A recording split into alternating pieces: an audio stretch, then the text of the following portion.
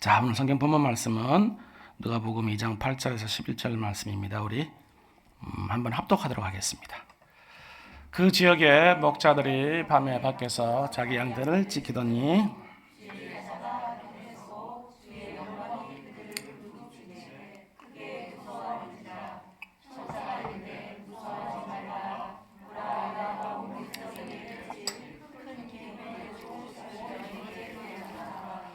오늘 다윗의 동네에 너희를 위하여 구주가 나셨으니 곧 그리스도 구주시니라. 아멘. 네, 해마다 이제 성탄절이 되면은 모든 사람들의 이제 기쁨과 행복이 이제 넘치기를 이제 기대하게 되죠. 근데 올해 이제 우리나라는 이제 온 나라가 큰 충격에 빠지는 그런 일들이 있었고, 지금도 그 충격의 여파는 이제 계속되고 있는데요. 그런데 이제 세계사 가운데서도 온 인류 역사에 큰 이제 한 획을 긋는 그런 사건들이 이제 있어 왔습니다. 여러분들은 어떤 사건들이, 어떤 일들이 기억이 나십니까? 세계사 가운데. 그 가운데 이제 후대에 가장 큰 영향을 미친 그런 한 10가지 정도의 이제 역사적 사건들의 이제 제목을 좀 소개해 드리면서 말씀을 시작하고자 하는데요. 첫 번째 이런 그 사건은 자유, 평등, 그리고 이제 형제를 슬로건으로 이제 걸고 1789년에 일어났던 프랑스 혁명입니다. 예. 절대군주와 소수의 귀족들의 특권 신분에 이제 맞서서 이제 시민들이 일어난 그 시민 이제 혁명이었는데요. 그 다음으로는 1775년에 미국이 영국으로부터 독립했던 그 미국 독립 전쟁이 되겠고요. 그리고 이제 우리 기억에 이제 남아 있는 사건들이 또 1914년 그리고 1939년에 각각 발발했던 그래서 이제 온 세상이 전쟁에 뛰어든 세계 이제 1차 대전, 2차 대전이 이제 또 후대에 깊이 이제 생각에 기억이 남아 있습니다. 그 다음으로는 1917년도에 일어났던 사회주의 혁명 중 하나인 그 러시아 혁명인데요. 러시아 혁명으로 인해서 최초의 공산주의 국가가 이제 소련이 세워졌죠. 그래가지고 그 여파로 인해서 지금 우리나라도 지금까지 이제 남북으로 나뉘어서 전 세계 유일하게 이제 분단 국가로 지금까지 남아 있습니다. 그 다음에 이제 또 기억에 남는 사건이 뭐냐면 1989년도인데 여러분들 기억나십니까? 그 벽 그렇게 부시고 막 망치 같은 걸로 부시고 기억나시죠? 예. 그 이제 베를린 장벽의 붕괴죠. 예. 그래서 냉전이 종식된 사건으로 이제 기억되고 있는데요. 그 사건도 이제 우리 기억 속에 남아 있고. 그리고 2008년도에 아이슬란드 금융위기인데 이건 별로 기억이 없는 것 같아요. 아이슬란드 금융위기가 세계적인 금융위기에 이제 촉발되는 그런 이제 그 원인이 되었다고 합니다. 그리고 또 우리 내리에 깊이 남아있는 사건 중에 하나가 9.11 테러 사건이죠. 그죠? 예. 아직도 기억이 선명합니다. 그 비행기가 그 건물에 이렇게 탁 이렇게 박혀 있는 모습이 그렇죠. 예.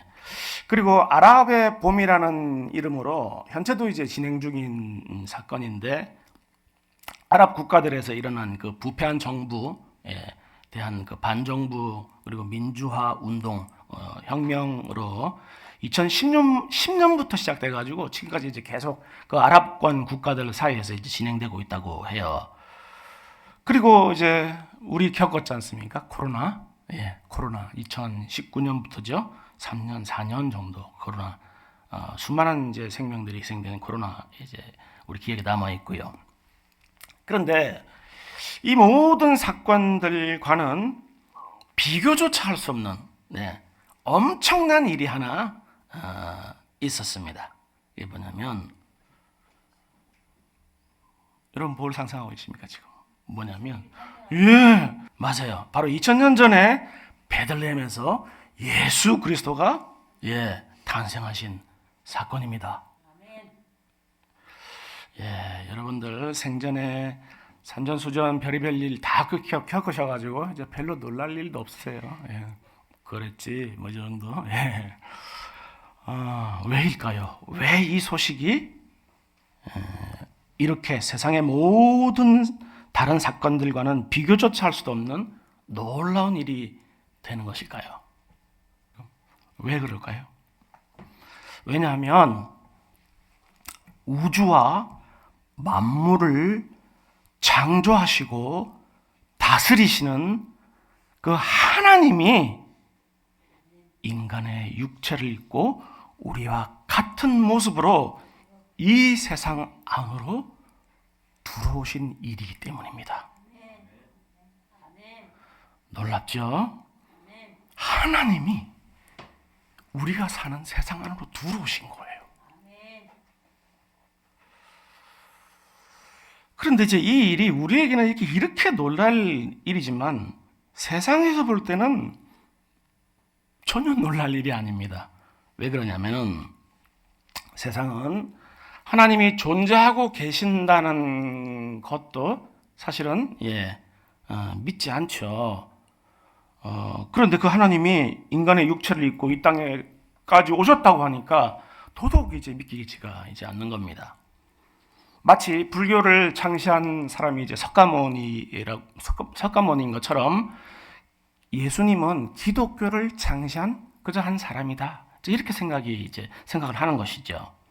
그래서 이제 해마다 성탄절이 되면은 절에서도 축성탄 이렇게 현수막 이렇게 걸고 하지 않습니까? 그죠? 그런데 그것은 이제 예수님을 그저 기독교를 창시한 한 사람으로 보기 때문에 그렇게 하는 거예요. 하나님으로 인정을 한다면 그 현수막 걸 수가 없어요. 그러나 불가에서도 그렇게 불교에서도 가르치고 있듯이 우리 인생이 이렇게 고통의 바다가 된 근본적인 원인이 바로 하나님이 존재하지 않으신다는 생각에서 이제 비롯된 것인데요. 그런데 어떤 사람들은 온 우주 만물이 이렇게 생긴 것을 가만히 보니까 너무 정교하고 이게 조화로운 겁니다. 그래가지고 이게 진짜 이런 것이 어떻게 이렇게 우연히 생겼을까 하고 이제 생각을 하기 시작한 거죠. 그래서 이게 그냥 우연히 생긴 것이라고는 절대 믿기지가 않고 이 모든 것을 창조한 조물주는 있지도 않겠는가? 이렇게 생각하는 거예요. 창조주라고 얘기하지 않고 조물주라고 얘기하죠. 자, 제가 사진 한 장 가져왔는데요. 뭡니까, 여러분? 지구입니다. 놀랍지 않으십니까, 여러분? 뭐가 놀랍지 싶습니까, 지금? 물이 안 들어져요. 동그랗잖아요. 어떻게 이렇게 동그랄 수가 있죠? 여러분 놀라지 마세요. 지구만 동그랗습니까? 태양계 사진인데 모든 행성들이 동그래요 다. 물리학자들이 얘기하는 건 뭡니까? 빅뱅이죠. 우주가 처음 생성된 게 대폭발에 의해서 팍 터져가지고 우주가 쫙 펼쳐졌다는 건데, 근데 어떻게 다 펼쳐졌는데 폭발이 일어났는데 다 동글동글하냐는 거. 동글동글해. 어떻게 그럴 수 있죠? 그러니까 이런 겁니다. 큰 위력을 가진 폭탄이 터졌는데 그 파편이 팍 터졌는데 파편이 다 당구공처럼 생겼어. 볼링공처럼 생겼어. 파편이 다 톡톡톡톡 이렇게. 이게 어떻게 가능한 일입니까, 이게? 너무 정말 신기합니까? 저는 하나님을 만난 후에 이 사진을 보고 너무 깜짝 놀랐어요. 너무 동그래, 다 동글. 아니, 손으로 이렇게 막 빚어도 이렇게 어떻게 만들 수가 없잖아요. 그런데 이제 물리학자들은 얘기를 합니다. 중력 때문에 그렇다. 물체끼리는 서로 끌어다니는 힘이 중력이 작용하기 때문에 그 모든 행성 안에는 중력이 있어서 그 물질들을 서로 끌어당겨서 동그란 모양이 됐다. 설명이 여러분 합리적으로 생각이 되십니까? 그 중력이 안에 있다고 하는데 그게 어떻게 동그랗게 되냐고요, 이게. 모든 행성이. 그러니까 그 중력이 왜 있냐는 거예요. 왜 중력이 있어서 동그랗게 되냐는 거예요. 물어보면 중력이 왜 어떻게 생겼는지는 지금도 알 수가 없다. 이렇게 답을 합니다. 알 수가 없죠. 하나님 만드셨으니까. 아직도 몰라요. 미스테리예요. 중력이 왜 있는지는, 어떻게 생겼는지는. 이 우주를 지탱하고 있는 중력이 어떻게 생겼는지 아무도 몰라요. 그러니까 어쩌다 보니 우연히 동글동글한 당구공처럼 생긴 별들이 쫙 생겼다. 그것을 믿는 게 쉬울까요? 아니면은 하나님이 창조하셨다를 믿는 게 쉬울까요? 예. 하나님 창조하셨다고 믿는 게 쉽죠. 하나님이. 예, 훨씬 쉽죠. 우연히 어쩌다 보니까 동글동글한 것들이 쫙 퍼졌더라. 엄청난 믿음이 필요합니다. 그죠? 예. 이 질문 하나만으로도 창조주 하나님이 분명히 존재하신다는 것이 여실히 드러나는 것이죠. 그런데 그뿐만이 아닙니다, 여러분. 지구와 이 달 간의 거리, 지구와 태양과의 거리, 각 행성마다의 거리, 지구와 기울어진 축, 각도, 자전하고 있는 속도, 공전하고 있는 속도, 궤적, 이 모든 것들이 마치 그 정교한 시계, 그 시계 안에 그 부품들이 물려서 막 시계가 돌아가는 것처럼 아주 정교하게 세팅이 되어 있어요. 이 우주가. 그냥 우리가 보기에는 그런가 보다 하고 이렇게 밤하늘의 별이 아름답다 하고 생각하지만 너무나도 정교한 시스템 속에서 이 우주가 정교하게 움직이고 있는 거예요. 여기서 조그만한 변수 하나만 달라져도 지구가 조금만 더 기울어지거나 달과 조금만 거리 차이가 변화가 생기면 지구에는 아무도 생명체가 살 수가 없어요. 그 정도로 정교하게 세팅이 되어 있는 거예요. 그러니까 이제 이런 사실들을 아는 사람들은 이건 도저히 우연히 이런 것이 생겼다. 믿을 수가 없는 거죠. 그래서 뭐라고 한다고요? 조물주가 있다. 창조주 하나님이 아니라 조물주라고 얘기하는 겁니다. 조물주까지. 조물주가 있다. 이렇게까지 고백을 하는 겁니다. 한 단계 다가왔어요. 그죠? 근데 아직 갈 길이 멀어. 뭐라고 하냐면 조물주는 있다. 인정한다. 너무 정교하다. 그냥 생겼다라고는 도저히 믿을 수가 없다. 그러나 창조는 했지만 관여는 하지 않는다. 그러니까 법칙을 만들어서 돌아가기는 해놨지만 절대 관여하지는 않는다. 그 창조주가. 보고만 있다. 저놈은 잘하네. 저놈 못됐네. 저놈 힘이 세네. 네가 이기겠네. 구경만 하신다는 거예요. 그게 이제 이신론이에요. 그렇게까지 이제 주장을 합니다. 그러니 창조주이신 하나님이 존재하시는데 거기다가 인간의 육신까지 있고 이 땅에 오셨다고 하니까 이게 도무지 믿을 수가 없는 겁니다. 세상은. 그러나 오늘 본문에서 천사는 예수 그리스도가 이 땅에 오신 것을 온 인류에게 미칠 큰 기쁨의 좋은 소식이라고 이제 이렇게 전하고 있는데요. 큰 기쁨의 좋은 소식입니다. 그렇죠? 그냥 좋은 소식이라고 해도 그것이 좋은 소식이면은 기쁨의 소식일 텐데 큰 기쁨의 소식이라고 이제 이렇게 강조를 하고 있는 거는 천사가 엄청 지금 흥분한 상태입니다. 지금 그 소식을 전하려고 큰 기쁨의 소식이야 이러면서 이제 이게 막 와가지고 전하고 있는 거예요. 기다렸다는 듯이, 지금까지 기다렸다는 듯이. 그렇죠. 평소에 이제 보통 평년에 성탄절이 되면은 온 세상은 떠들썩한 그런 축제 분위기가 됩니다. 백화점이나 각 가게마다 상점마다 캐롤이 울려 퍼지고, 그리고 장식 우리 크리스마스 트리도 우리도 해놨는데 형형색색의 크리스마스 트리들 너무너무 이쁘죠. 그런 트리들 이렇게 해놓고 분위기가 이제 막 뜨고 거리마다 이제 연인들 손에 손잡고 이렇게 행복하게 걸어가고 그렇게 보면은 비록 그 이유는 달라도 이렇게 적어도 겉으로 볼 때는 세상이 우리보다 더 성탄절을 더 기뻐하고 그런 것 같아요. 자, 그렇다면 예수 그리스도가 오신 이유가 우리에게 있어서, 온 인류에게 있어서 기쁜 소식이 되는 이유가 뭘까요, 여러분? 그것은 임마누엘. 네, 곧 하나님께서 죄인된 우리와 함께 하시기 위해서 이 땅에 오신 것이기 때문입니다. 그러니까 예수님이 오셨는데, 하나님이 오셨는데 뭐 다른 목적이 아니라 우리와 함께 하시려고 오셨다는 거예요. 그렇기 때문에 우리는 기뻐하는 거예요. 예수님이 오셨는데 뭐 혼내러 오셨다거나, 그렇죠? 예, 그러면 기쁠 일이 없잖아요. 근데 우리와 함께 하시기 위해 오셨다는 거예요. 그러니까 하나님과 관계가 끊어진 우리로 하여금 다시 하나님과 관계를 회복시켜서 영원한 나라, 하나님의 나라, 그 본향으로 우리를 인도해 주시기 위해서 이 땅에 오셨기 때문에 우리는 기뻐할 수 있다는 겁니다. 그러면 이 사실이 무엇을 의미하는 것일까요?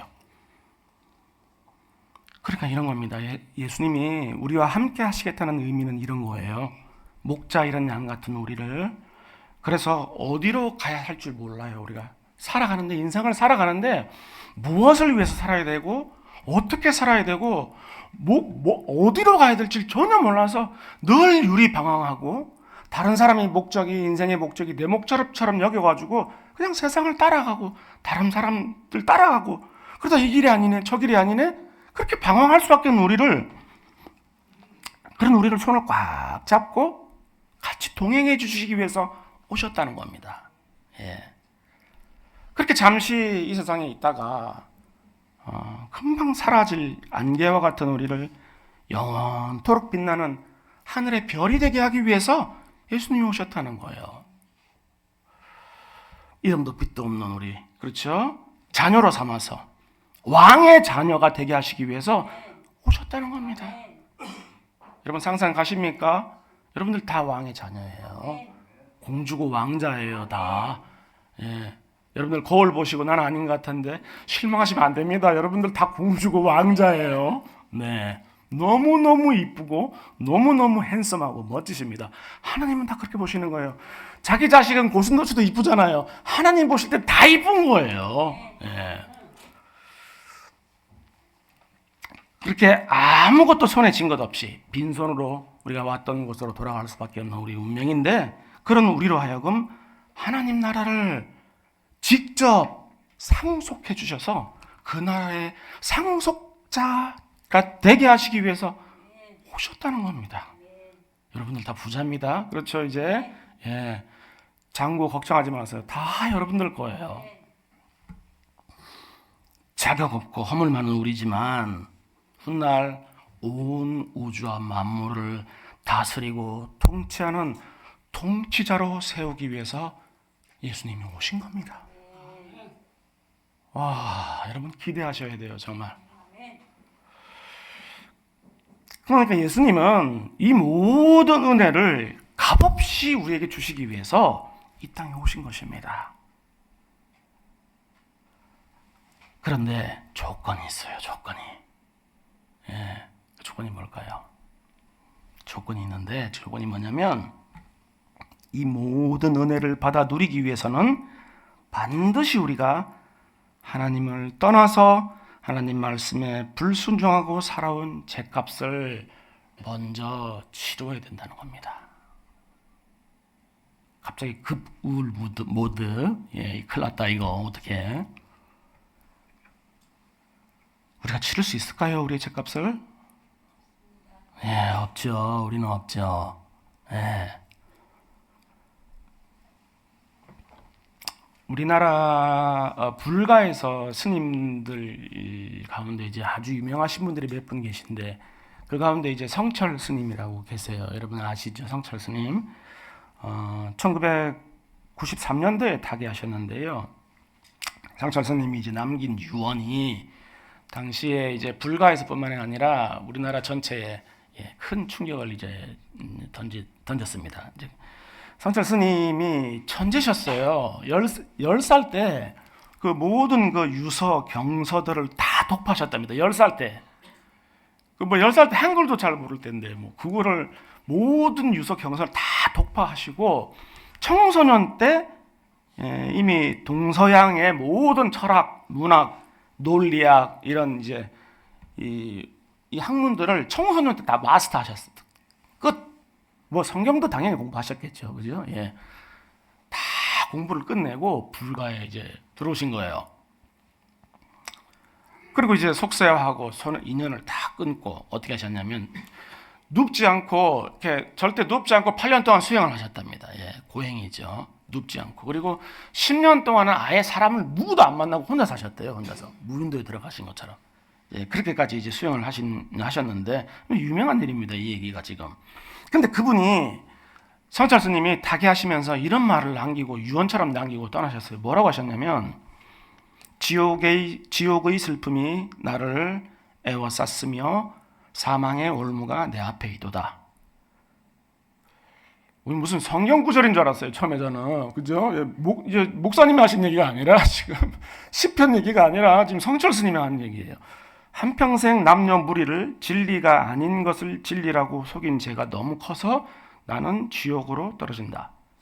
내 죄는 산보다 높고 바다보다 깊은데 내가 어떻게 감당하랴. 내가 80년 동안 포교한 것이 다 헛것이로다. 나에게는 구원이 없다. 나의 죄값을 해결할 자가 없기 때문이다. 나는 인생을 잘못 선택했다. 뭐가 해결할 수 없다고요? 죄값을 해결할 수 없다는 거예요. 그거를 성철 스님이 80년 동안 세상의 모든 학문을 완전히 섭렵하고 내린 결론이에요. 80년을 인생을 살고 마지막에 내린 결론이 이거예요. 내 죄값을 내가 해결할 수 없다. 그럼 누가 필요합니까? 우리 죄값을 해결할 사람이 존재가 필요한 거잖아요. 지금 우리가 구원받기 위해서는. 그러니까 예수 그리스도는 바로 성철 스님이 그토록 찾았던 우리의 죄값을 대신 치루어 줄 대속자로 이 땅에 오신 것입니다.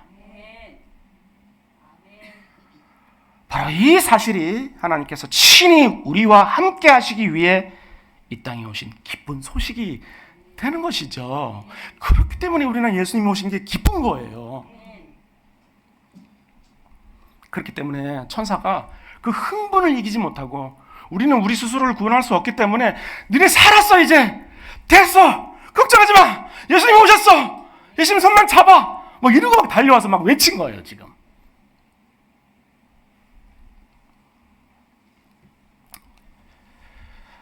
이렇게 예수 그리스도가 자신의 죄값을 해결할 대속자라는 사실을 믿는 사람은 이제 하나님과의 관계가 회복이 되고 영원한 생명을 얻게 됩니다. 하나님 자녀가 되는 거죠. 그렇기 때문에 그리스도로 말미암아서 자신의 죄가 속량된 사람은 이전에는 결코 경험할 수 없는 큰 기쁨을 이제 삶 가운데 누리게 됩니다. 예. 죽었던 사람이 죄와 허물로 죽었던 사람이 다시 살아났는데 어떻게 그냥 무덤덤할 수가 있겠습니까? 그랬나 보다. 돌아가셨는데 다시 살아났네. 그랬나 보다. 우리 임사체험 하신 분들 혹시 얘기 들어보셨습니까? 임사체험이 뭡니까? 예, 그렇죠? 죽었어요. 그냥 죽었다고 이렇게 판정이 났는데 다시 살아난 거죠.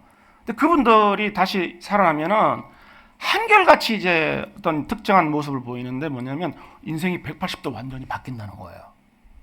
예. 그 임사체험만 해도 이렇게 인생이 완전히 180도로 뒤집어지고 바뀌는데 우리 영원한 생명을 얻었는데 그냥 무덤덤할 수 있겠습니까? 기뻐 뛰게 되는 거죠. 예. 그렇게 인류의 역사가 AD, BC 그리스도가 오기 전과 그리스도가 온 후로 이렇게 구분이 되는 것처럼 우리 인생도 예수님을 만나기 전과 예수님을 만난 후로 이렇게 나누어지게 됩니다. 여러분 1990 98년도에 상영된 그 블록버스터 영화 중에서 골든 글로브 시상식에서 이제 작품상 드라마 감독상 받았던 라이언 일병 구하기라는 영화가 있어요. 여러분 혹시 다 보셨습니까? 다 보셨죠? 웬만하면 다 보셨죠. 실화에서 이제 영감을 받아서 제작된 영화라고 합니다. 전투 장면이 이제 너무나도 그 첫 장면들 기억나십니까? 그 상륙장에서 그 해병대들 태운 상륙장이 탁 문을 탁 열리는데 문 열리자마자 기관총을 포대에서 독일군의 포대에서 진지해서 기관총을 막 쏘니까 딱 열리자마자 그냥 내리지도 못하고 딱 죽잖아요. 군인들이 총알 막 맞고. 그러면서 이제 그 첫 장면이 좀 너무너무 생생한데, 그리고 이제 9.4일생으로 그 해변에 내린 이 군인들도 그 장면이 지금도 떠오릅니다. 수통에 군의관이 의무병인데 의무병이 막 이렇게 부상병들을 돌보고 있는데 수통에 이제 물이 쫙 쏟아지는 물통 있잖아요. 물이 쫙 쏟아지는데 처음에는 물이니까 물 색깔에다가 좀 지나니까 빨간색이 쏟아지는 거예요. 그러니까 이제 수통을 뚫고 들어간 거죠. 총알이. 그 장면 너무 디테일하게 영화를 만들었어요. 근데 이제 이 영화가 1944년에 이제 2차 대전 이 종전으로 한참 치닫는 그 치열한 전쟁 속에서 연합군의 노르망디 상륙 작전을 처음 이제 그 첫 장면으로 해가지고 만든 영화인데요. 수많은 병사들이 이제 그렇게 큰 희생을 치르고 상륙 작전을 이제 성공하게 됩니다. 그 가운데 그 상륙한 군인들 가운데 톰 행커스가 이제 저기 역할을 했던 그 밀러 대위라는 사람이 있어요. 밀러 대위인데, 근데 이제 상륙을 하고 나니까 그 밀러 대위에게 새로운 임무가 주어져요. 무슨 임무냐면 그 미국의 그 군인들이 많이 젊은 군인들이 참전을 했지 않습니까? 2차 대전 때. 그런데 그때 그 한 가정에서 4형제가 다 참전을 합니다. 그런데 그 며칠 어간에 첫째, 둘째, 셋째가 다 전사를 했어요. 그러니까 그 부모 마음이 어떻겠습니까? 엄마 마음이, 어머니 마음이. 그래가지고 미국 행정부에서 그 사실을 알고 막내라도 살려야 되겠다. 그러니까 4형제가 다 지금 참전해. 형들이 다 죽었으니까, 이게 금방 또 죽게 생겼으니까 막내라도 살려야 되겠다. 그래가지고 이 막내를 구출해내라. 그래서 어머니 품에 안겨드려라. 어머니가 너무너무 비통해. 아들 4명이 다 전사하면 이거 어떻게 삽니까? 어머니가 하나만 그렇게 돼도 이게 난리가 날 텐데.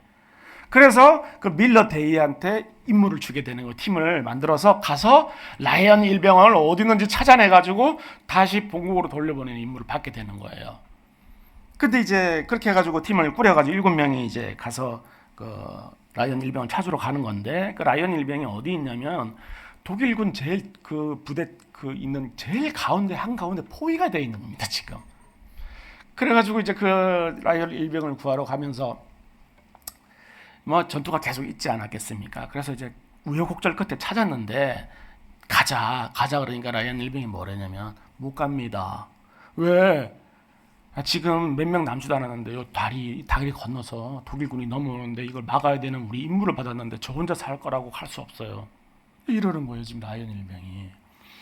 그래가지고 어쩔 수 없이 그 밀러 대위 팀들이 같이 그 전투에 참여하게 되죠. 어떻게 됩니까? 다 죽어요. 예.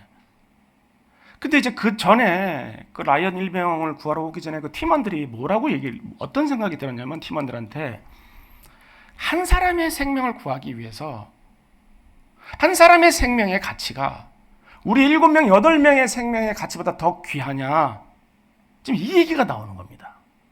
한 사람을 살리기 위해서 우리 8명은 다 희생돼도 되느냐. 근데 이제 밀러 대위가 다 부하들을 이제 막 다 독이는 거죠.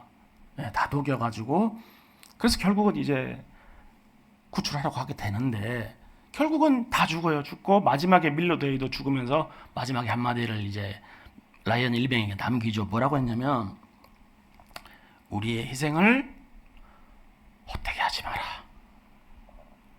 그 8명이 한 명 구하고 죽은 거죠. 예. 그렇습니다. 하나님이신 예수 그리스도의 생명의 가치를 어떻게 피조버린 우리의 생명의 가치하고 비교를 할 수 있겠습니까? 그런데 하나님께서는 그 아들의 생명을, 하나님이신 그 아들의 생명을 우리의 생명과 그 가치를 비교하지 않고 아낌없이 우리에게 내어주신 거예요.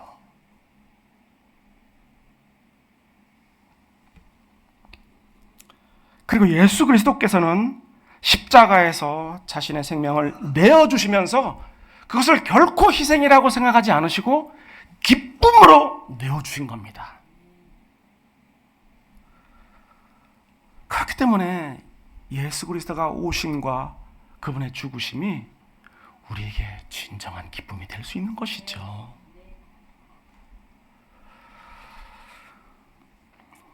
그러나 이러한 모든 은혜에도 불구하고 우리가 아직 이러한 기쁨을 진정으로 누리고 있지 못하다면 성철 스님과 같이 이 모든 사실이 그저 우리 머릿속에 지식으로만 남아있지 않는지 우리가 다시 한번 돌아보아야 합니다.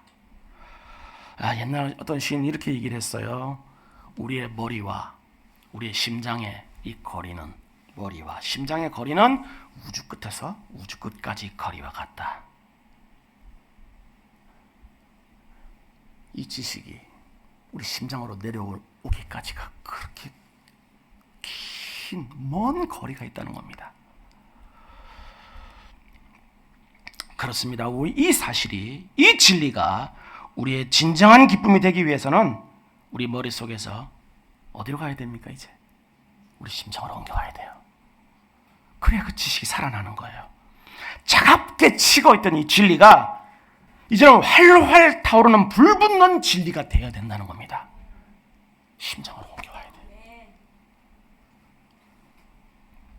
그럴 때 얼음장같이 단단하게 얼어있던, 단단하게 굳어있던 그 무엇으로도 열리지 않는 우리의 이 굳은 마음이 봄눈 녹듯이 녹아내리게 되고 2000년 전 예수 그리스도의 이 땅에 오심이 우리 영혼 깊은 곳에서부터의 큰 울림이 될 수가 있는 것입니다. 그렇게 우리의 믿음은 살아 역사하게 되고 환경과 처지에 관계없이 우리 삶 가운데 큰 기쁨과 감격과 감사와 행복이 넘치게 만들 수 있는 것입니다. 성도 여러분, 그렇습니다. 2000년 전 우리 주님은 하늘을 가르시고 이 땅에 오셨고 오늘 이 시간 우리의 심장으로 다시 찾아오셨습니다. 그리고 문을 두드리고 계세요. 똑똑똑. 그리고 이렇게 말씀하십니다. 보라, 찬송하리로다. 하나님께서 그 백성을 돌아보사 속량하셨도다.